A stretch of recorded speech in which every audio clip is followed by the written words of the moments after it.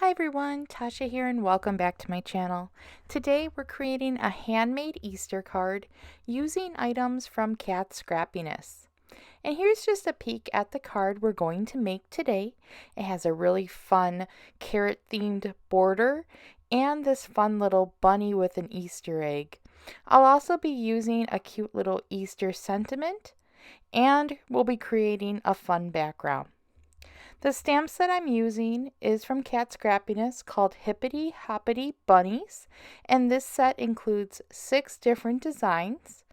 I'll also be using the coordinating Hippity Hoppity sentiment set. The paper is this double-sided paper collection. It's called Easter on Parade. And again, I'm using this cute carrot design. And on the back, it has a really cute little orange check pattern. I'm going to start by stamping.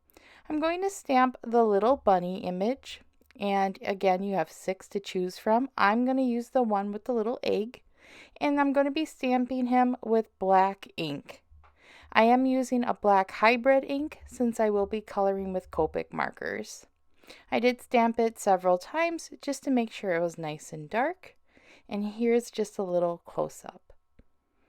After I was done stamping the bunny, since I had the Misty out, I decided to stamp the greeting. There are so many fun little Easter and spring greetings in this sentiment set, and I decided to go with one that went with the egg theme, and I'm stamping it with orange to coordinate with the carrot pattern paper.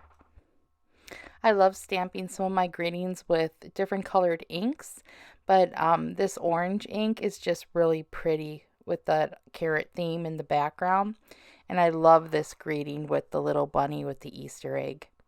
To make it easy, I am using the coordinating die set, and I'm just going to off camera cut this little image out, and then we'll color it together.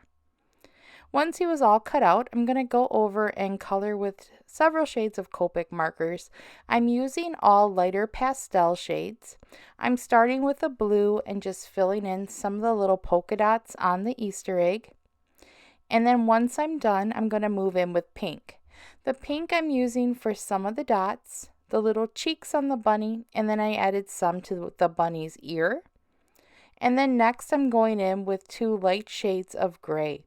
I'll go in with a lighter tone and then a darker tone just to make sure that you can see the outline of the bunny's head, and then it just has a little more shading and detail around the egg and the ear. It's super easy to do, and you can use any colors you want for the little bunny. I'm just going with some gray. I'm also using a colorless blender just to blend in that color and lighten it up a little bit.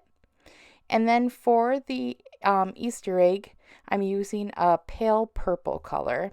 This color is so pretty, and with the blue and the pink with the little polka dots, these shades are just perfect for Easter and springtime. Once I was done with my little bunny, I set him aside and I'm going to start creating the background. I'm using a simple cloud stencil. You can make your own stencil or use just pattern paper or construction paper or cardstock and just cut some little shaped cloud shapes and then make your own stencil that way as well. So I'm just going to go in rotating my stencil to get different cloud designs, and I'm using some Distress Oxide ink just to have a really light blue sky. This would also look pretty if you wanted to use different colors or have a rainbow look.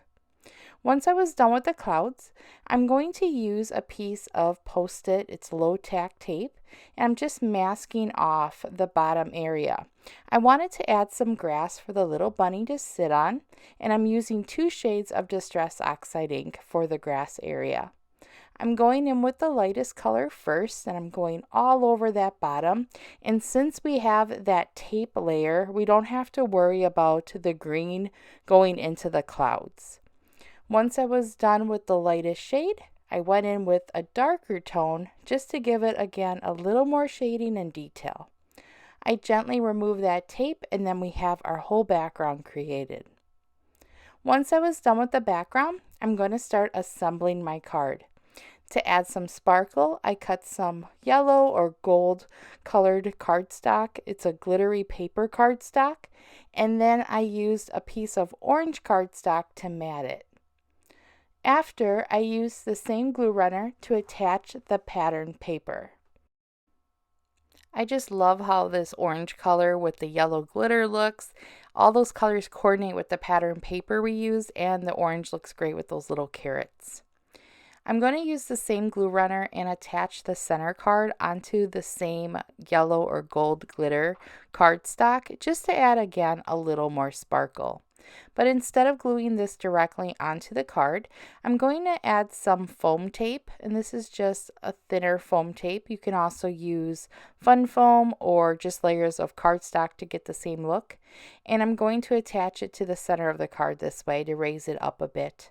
I cut my foam tape up so I didn't have to waste so much of it, and this makes it nice and secure. So I'm just lining it up as best as I can. And once I have it pretty much in the center, I just press down firmly. To raise the bunny up a little bit, I'm using again the same foam tape, and then this way he's kind of popping off of the card and it looks like he's sitting on top of the grass. Now for the greeting, I'm going to mat it with the orange cardstock I used on the bottom layer of the main card. This way all the colors coordinate together. I'm going to use the same glue runner to attach this little greeting to the clouds. And then I'm going to go in with some of these really pretty green pearls. These are Cat Scrappiness Pastel Green Pearl Mix, and they almost match the grass perfectly. I'm using some liquid adhesive to attach them. I'm putting 2 on one side and 3 on the other, and I'm using 2 of the different sizes. This pearl mix includes 3 different sizes. You have a larger one, a medium, and then a small one. And so you can mix and match to get different looks. I love how it just has a little bit of detail in that grass. You could also add little flowers, and that would be a nice look as well. Lastly, I'm just going to attach my completed card to a white heavyweight cardstock card base, and that finishes up the design for today. These are really quick and easy to make. You can make a bunch of them at one time and mix up colors, but as you see, I have 2 here and they're just really fun. I hope you guys give it a try. All the items will be listed in the description box below, and I hope you're having a great day. I'll talk to you soon. Bye-bye.